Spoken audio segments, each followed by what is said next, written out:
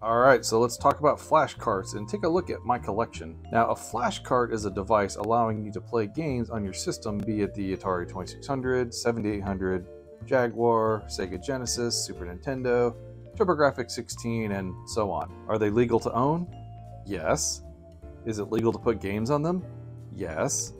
Is it legal to put games on them that you don't own? Anyway, my journey with flashcarts started with this one, the Cuddle Cart 2 for the Atari 7800. This one allows you to play all the games for that system as well as play games for the Atari 2600. It uses an older style SD card, which doesn't need to be huge for Atari games. It also includes this audio port which allows developers to quickly load games on it, but I've never used mine for that. Anyway, the one huge downside is adding ROMs. You have to tell the Cuddle Cart 2 which memory banking technique was used for each ROM, and I ended up creating a spreadsheet to keep up with it all. Anyway, I did a review of the Cuddle Cart 2 a couple years ago if you want to check that out. Alright, and this is the Cuddle Cart 2. As you can see, I'm listing all of my 2600 games here. Quite a lot of those. Got hacks, I've got homebrews. Oh, let's play Krull. And this is a non-modded 7800. It's just a stock. Aw. Aw, are you kidding? Gotta get up there to the cocoon and not die, of course. Stupid spider, get out of there. Oh, come on. But then I got my games broken up by paddles. So, you know, you keep all those together. Prototypes, supercharger games. And then we get into the 7800 games. I got those broken up by homebrews as well. Prototypes, and then just like the commercial games here. We'll do Ikari Warriors. Uh-oh. I'm not gonna last 2 seconds now. I'll just keep launching grenades everywhere. Oh, get in the tank. Get in the tank. So much for that. Get out of the tank! No! The Cuddle Cart 2 also, I think, has an FPGA on it, or some kind of advanced chip on it, because I'm able to play this soft cell tainted love thing here. You see how much memory this thing's loading in there.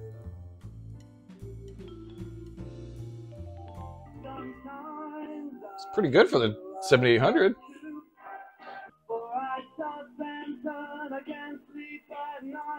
Of course, the nice thing about this is that you can play games that you never thought you'd be able to play on a genuine system. In this case, Rescue on Fractalus. Of course, I don't know if I can shoot or anything. It's just kind of cool seeing this kind of weird 3D graphics that they had back then.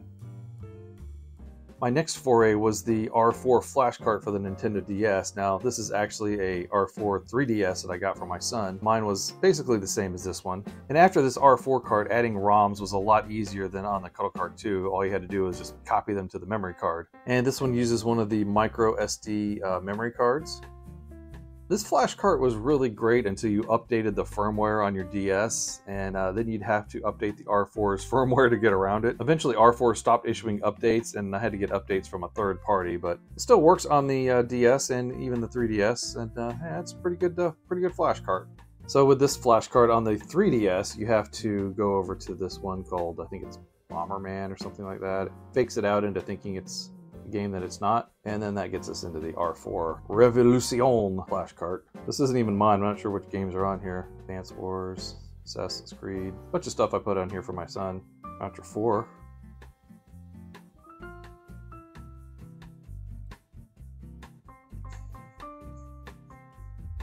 Next, I decided to get the Cyclo DS Evolution, which was supposed to be the best DS flashcard out there. It definitely doesn't have the best label. As you can see, it's kind of worn off. Even though this has pretty much been in my DS the entire time, the label's still worn off. But honestly, I never really understood what was so great about it. I mean, it plays games just like the regular R4 card does. Also, I got the Gameboy Advance pack that goes into the DS right here, this Easy Flash, so that you can play regular Game Boy Advance games on it as well. So that's pretty cool.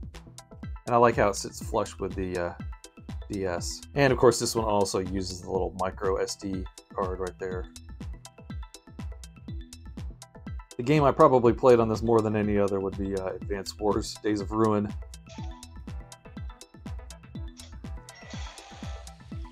And here's some of my Game Boy Advance games that I have on here. How about Donkey Kong Country 3? Now what this is actually doing is loading it into the Easy Flash card down here. It's kind of neat how the Cyclo DS works with it.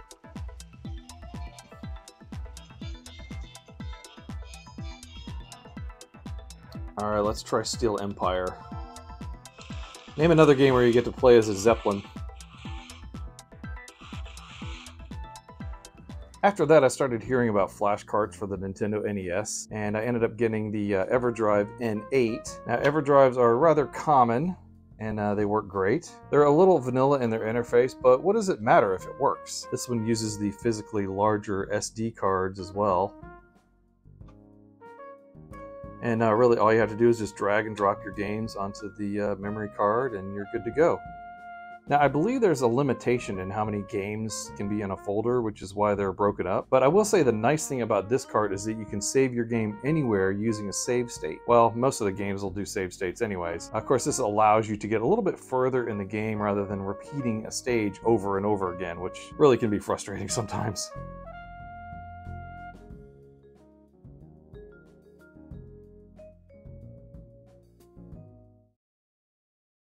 All right, let's take a look at the NES flash drive, the N8. I gotta say, it looks fantastic. The NES picture has always been amazing. And again, you kind of have to break the games up by folder because the system can't do more than 256 files in a particular folder. So I got it broken up A to D, E to L, M to R, S to Z, and then hacked games, homebrews, NES Maker games, pirate games, and proto games. And then all the ones down here are just kind of my favorites. We'll do the old standby Super Mario Brothers. Feels good to play this game after playing the Genesis homebrews, which were just awful. Of this game, I mean. And the benefit of playing this on an EverDrive is that you are playing it on the real system. You aren't playing it on an emulator system, kind of like the NES Classic, which is fine, but there is a certain amount of lag that you do not get on the real deal. So that's a huge advantage, especially for games like Punch-Out, where you kind of have to have precision timing. And when there's, you know, a couple frames of lag, it'll mess you up. Here's Pac-Man Championship Edition. Yeah, that's an interesting one. I'm not sure if this is a hack or if this was a completely remade game.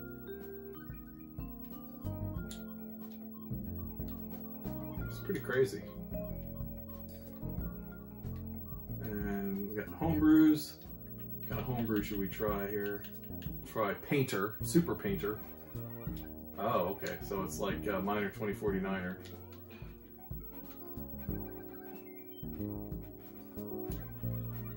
Using these Super Mario Brothers sound effects. My next flash cart ended up being the Retro HQ cart for the Atari Lynx. I saw a message about it coming out soon, and I think I casually wrote something like, "Wow, that's cool, I would love to have that." And then I got a message shortly after saying that I was signed up to get one. I thought, well, I guess I'll go ahead and get it then. And as you can see, this one also uses the smaller micro SD cards. And there we go. It's very good, but it has a pretty vanilla interface, just like the EverDrives do. But you know, that's fine. That's pretty much all you need. It goes in like this. You got to flip it over. It goes in right like that. Also, I think there was a revised version of this flash cart, so I got the original one. So I got quite a few homebrews on here. Oh, I got Tetris and Tetris. Well, let's try Tetris then. There we go. Programming. Sounds like Mario. Wait, this doesn't look like Tetris. I have no idea what the game... Oh, it's like super zoomed in Tetris or something. Let's try Alien versus Predator. But this is an unmodded Lynx. I mean, I know you can get a new screen to make it look a lot better, but I know I just want to keep it original. See, I'm actually playing Alien versus Predator on a real Lynx. Kind of neat. I can get the screen just right. Take that, Vasquez. Oh.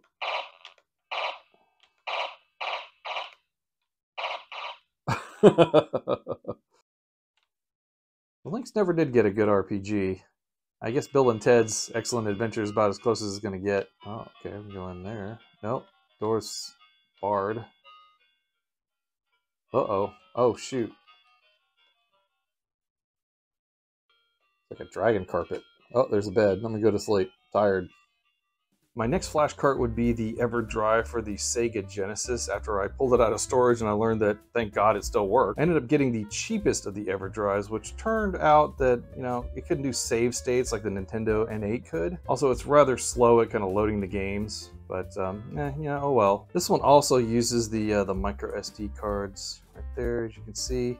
And you're probably going to need a slightly larger memory card to fit all the games on there. I've only got a 4 gig card, so that pretty much does everything that I need anyways. Also, you may notice this button right here on the top. This is so that you can reset your Sega Master System games. Of course, this can also play Sega Master System, which is kind of cool. It'll also do Sega 32X if you have the Sega 32X attachment. Now, there have been later revisions of the Genesis EverDrives that do save states and also play Sega CD games, but I don't have that one. I might get one of those one of these days, but I'm pretty happy with the basic one right now.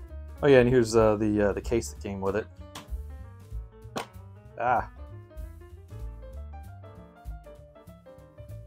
All right, the Genesis EverDrive, pretty good. Got it all broken up into different directories. Let's pick a game that I've never played before. How about Forgotten Worlds? See, it has to load. That's one of the downsides of this particular flash cart. Did you find him? Don't worry, we'll finish him today.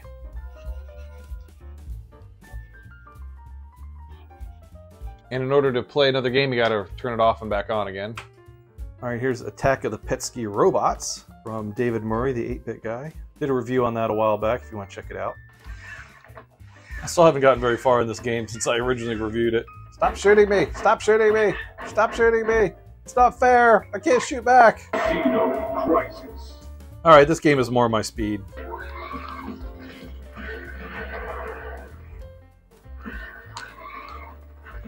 What is the quintessential Sega Master System game?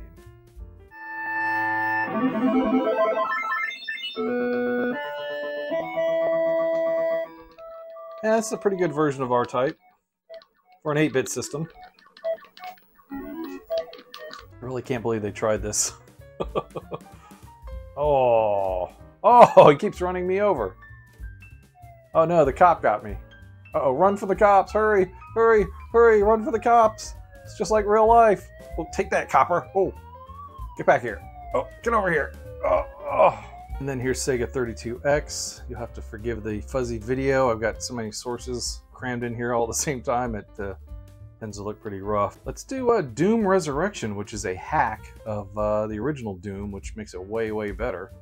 I'm not sure why I'm not getting any sound. It's probably just the way I hooked up the 32X. I'm gonna get these issues every now and then, messing with it. But this is the hack of Doom. It's a little bit smoother, I think. All right, let's try Virtual Fighter 2. Just pretend that, the sounds are coming through. The sounds work, it's just something goofy with my setup. Oh, KO. But yeah, 32X. It's pretty cool.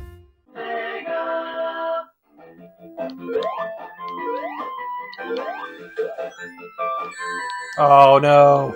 Take that, fish.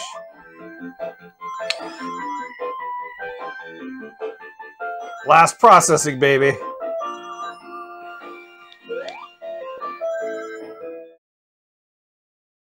Next, we have the Atari GD, or Game Drive, from Retro HQ, the same folks that did the Atari Lynx flash cart. Now, I've been waiting for this one for so long, even creating an April Fool's mock-up. Jaguar games, as you probably know, are very rare and expensive, so there were many games that I never got to try outside of really dodgy emulation. And we did recently get a really great Jaguar emulator called Big PMU, but yeah, that's a video for another time. Anyway, this one is all I ever dreamed of and can even play Jaguar CD games. Again, it uses the small micro SD card right here. Got a good size one here at 16 gigs. Of course, one issue with the aforementioned CD problem is that they don't always work right. And I think it's because the data has to be sequentially saved on the memory card and not just scattered all over the SD card's memory. Of course, this means the best way to get this to work is to have a fresh SD card, save all of your CD-ROMs onto it first, and then put your cartridge games on there. Of course, the problem with that is, what if later on you want to put another CD on there? Of course, then you could get more unsequentially ordered data on there for your new CD that you put on. I don't know. Anyway, check out my Jaguar GD review video for more information about this flash card. It's pretty awesome, I gotta say that. All right, now this is the Jaguar game drive, or GD drive. And as you can see, I got quite a few games on here. One of the cool things about this one is when you hover over one of the games, it will show the box art over here for you and also a screenshot from the game. How about Atari carts? There's Bentley. I pretty much always play as Bentley. He's the only recognizable character in this whole game. This game could have been so much more. Oh, are you kidding? It's okay, I still won. Alright, let's try a Jaguar CD game. I guess we'll do Dragon's Lair. I mean, that's kind of the quintessential CD game. Uh-oh. I can't remember how to do any of these stages. And then there's also a lot of Atari ST converted games that work on the Jaguar GD drive. So we'll pick out one of those here. Oh, you can play with the Atari ST mouse in port 2? Huh. It's a little tricky playing with the JagPad. But that's not too bad. Never thought I'd be playing this on a Jaguar. There we go. Boom! Force bonus.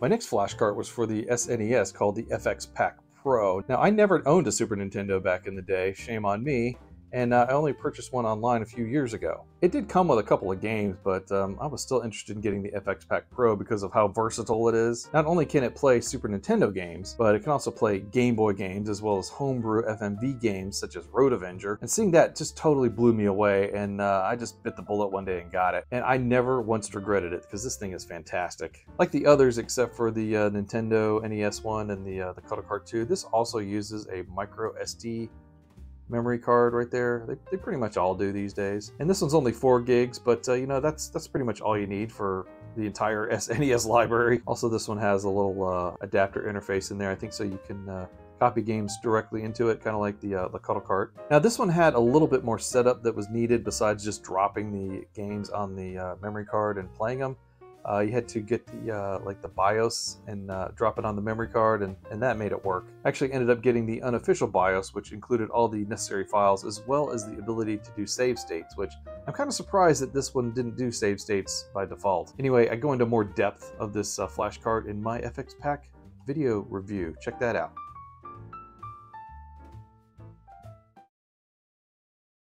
All right, this is Super Nintendo. You see, I even got my little logo up there. You can edit this so it's a little more customizable. We'll do Super Road Blaster. This one's pretty cool.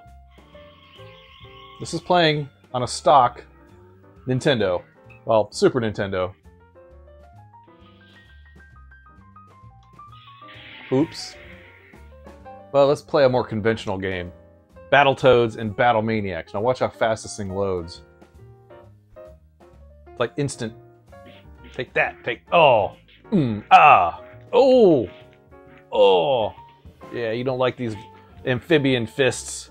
Amphiba fists. Let's knock them all the way across the screen. That's how you do it. I really should be a voiceover artist and, you know, put my guttural sounds in the game like this. That'd be pretty funny. This one can also do Game Boy games using the Game Boy, the Super Game Boy, more or less. I guess it's software based inside the FX Pack Pro, because it is a FPGA inside of there. You can kind of emulate a Game Boy player, Super Game Boy. It's a little glitchy, but still playable. This is not as good as the NES version. And finally, we come to the Turbo EverDrive. I had bought this TurboGrafx-16 from a coworker about 2 years ago, and I only had 3 games with it. Naturally, I wanted to get an EverDrive for it, but there was just nothing available. And you know, sure, I could have gotten a like a Chinese knockoff, or risk getting a knockoff from eBay, but I wanted to make sure I was getting the real deal. So I waited for Crix, who makes the EverDrives, to do a new run of the Turbo EverDrive. And one day I just happened to be on his website and I saw it, and I just jumped at the chance. Fortunately, these are not all that expensive, especially compared to some of the other flash carts. As you can see, this also uses the micro SD card, very, very small. Of course, considering the size of the flash card itself, you kind of need to have a small memory card. Now, just like the other EverDrives, this one also has kind of a vanilla interface. And it can't play Turbo CD games, but I don't really care. I just want to play regular TurboGrafx-16, and also this one will do PC Engine games. And also, yes, I did a review on this Turbo EverDrive, so make sure you check out that video if you are interested. Okay, so this is the Turbo EverDrive, and as you can see, it just has your basic plain vanilla menu system with all the games that you can play, and that's fine. We'll play the game that should have been included with the TurboGrafx-16, in my opinion, the Legendary Act. Now, this Turbo EverDrive will not play CD games, so I've only got, like half the library. One of these days I'll get maybe a Turbo Duo or something. Oh, now I gotta fight a bear. 2 bears. Cocaine bear. I have horribly dated this video now. Now, unfortunately, this flash cart does not have any kind of save state abilities, at least not to my knowledge. Alright, so that's my flash cart collection. Let me know, what are your thoughts on them? Are they good? Are they bad? Do you have one? Do you not have one? Do you have 3, 5, 100? Anyway, thanks for watching. Take care, and we'll see you next time. Bye-bye.